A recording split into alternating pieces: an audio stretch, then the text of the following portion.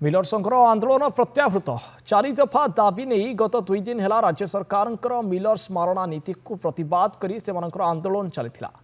all Odisha rice millers association डाकरारे आंदोलन जो पोक्स गुड़िक हजार हजार क्विंटाल धान मंडी में पड़ रही तेज पोक्स गुड़िक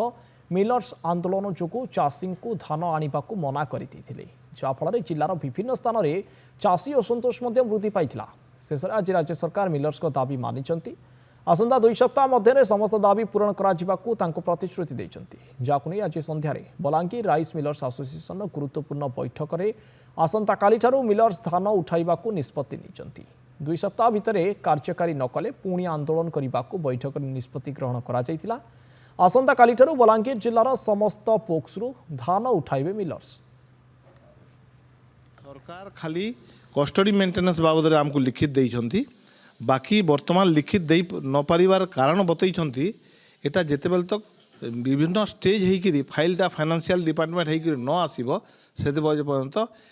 लिखित दे पारबेनी किंतु एश्योरेंस देइछंती से माने 8 ରୁ 10 दिन भितर हेइबो बोली कहिथिले किंतु आमे 15 दिन समय आमे अपेक्षा करिवु अपेक्षा न कल